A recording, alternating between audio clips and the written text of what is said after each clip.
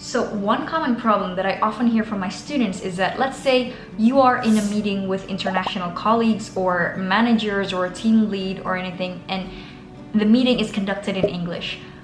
You understand exactly what's going on, but when it comes to contributing in meetings, you don't know how to participate.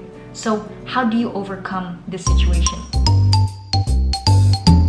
Hey guys, before we return to the video, I just want to tell you that ESA is now open for application. So if you are a professional or an expat who need to urgently speak English in your life, make sure that you check this out because it's going to be super interesting. So go on the website, click apply now, and we will get in touch with you if you guys are a fit into this program. So back to the video and enjoy. So before we start, first I want you to ask yourself, do you actually need to contribute in these meetings?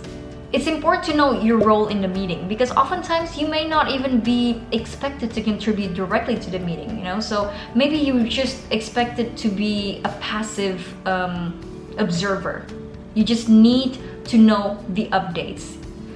Or maybe your role is to share updates or contribute ideas or whatever. So at first you really need to understand, do you actually need to contribute? So if, let's say, your role in the meeting doesn't actually require a contribution, then you don't pressure yourself to say anything just for the sake of saying anything, so you can relax. But if your role actually does need some contribution, how do we tackle them? So let's explore why this may be difficult. Reason number one is a lack of subject knowledge. So maybe you don't actually have a full understanding about the topics that are being discussed. Number two is lack of language skills. So this relates to your technical knowledge in the language.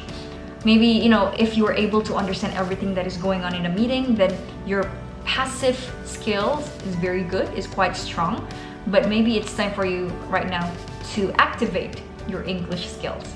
And number three is lack of confidence. So lacking confidence is more of like a psychological block, and this may have something to do with, let's say, your fear or like your nerves, or fear of being judged, fear of making mistakes, and fear of not really making sense or anything, so this could be solved by more practice, but let's get into that now.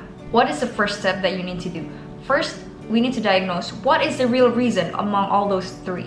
Ask yourself first, would I be able to explain this topic in my native language?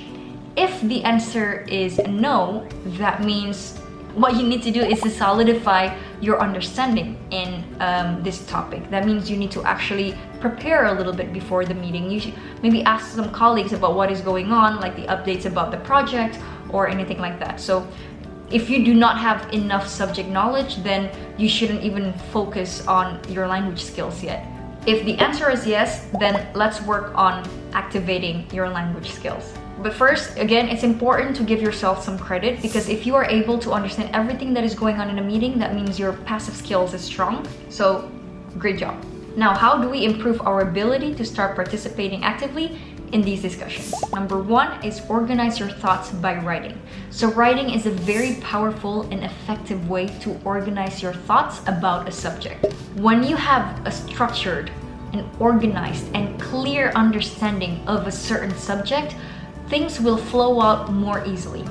And I can speak from experience, because even if I've had experience of creating a video for many years, I will always have to write a script in order to solidify my understanding of the stuff that I want to talk about. So before I roll my camera and speak to you about this, I have to write it all down in order for me to clear it, to categorize my knowledge in a way that would make it easier for you to understand, for my editor to edit, and also for me to explain things. So to summarize very simply, organized thoughts make it a lot easier for you to explain things verbally. And how do we organize our thoughts? Writing. And when you are writing, you actually have the time to think about the right terminology, the right words, the right phrases to use in different contexts. So it's almost kind of like rehearsing what you need to do, what you need to say in writing. which leads me to point number 2, and that is rehearse and prepare key points. So before every meeting, prepare and think of a few questions and key points that you might expect to come up during the meeting, during the discussion. Practice how you might phrase them in English, and you can use this from the writing exercise or even recording yourself on camera or on your phone like this. So to rehearse a little bit. So the rehearsal doesn't have to be perfect, doesn't really have to be rigid, but this will really help you build your confidence and warm you up to speak English, to use the necessary language that is needed to talk about the subject in the meeting. This just helps you get familiar and will, of course, slowly build your confidence. Number 3, lower the expectations of yourself.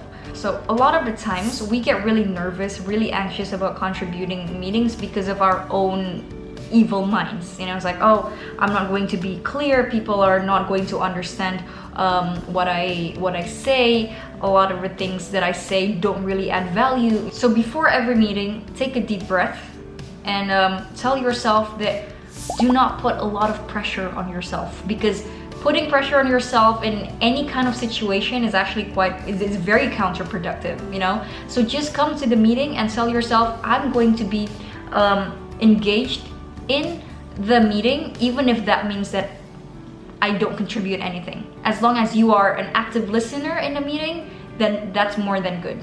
When you actually lower the pressure like this to yourself, you become a lot more relaxed. And when you're relaxed, you feel a lot more at ease to say something out loud. You don't really put pressure on yourself. The fact that you are in the meeting and you are able to understand everything that is being said, that itself is already an accomplishment. That means that you have a very strong passive English skills to be able to understand things. And not a lot of people can achieve that. So give yourself credit for it.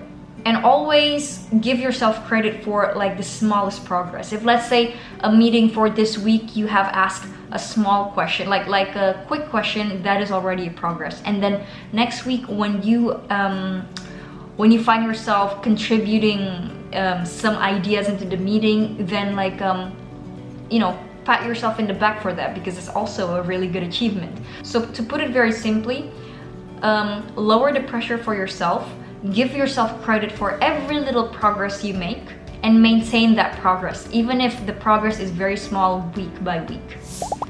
And the last one is to seek feedback. So let's say after a successful meeting, you feel that you have contributed a lot and you feel very happy about it, or maybe after a meeting, you feel that, oh, I haven't contributed enough. You know, it's important for you to ask for an outside perspective, to ask for a trusted colleague, or let's say your manager, or a career coach or a mentor that was there in the meeting, and ask what you could do differently if you have done well enough, you know. So an outside perspective can help you discover small areas of improvement and provide encouragement. And encouragement is very important for you to keep getting motivated.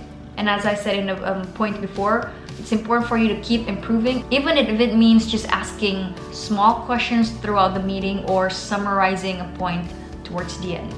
Even the smallest amount of participation in a meeting, give yourself credit for it, because this is how you encourage yourself to keep going. As you keep improving, you keep rehearsing, you keep practicing, you keep deepening your knowledge about the subject, and you keep getting feedback from your colleagues or your mentor, and you will find that it gets easier over time. So yeah, that is it for this week's video. I hope that you got something out of it. If you do, give it a thumbs up and a like. I will see you in another video. Until then, take care and bye-bye.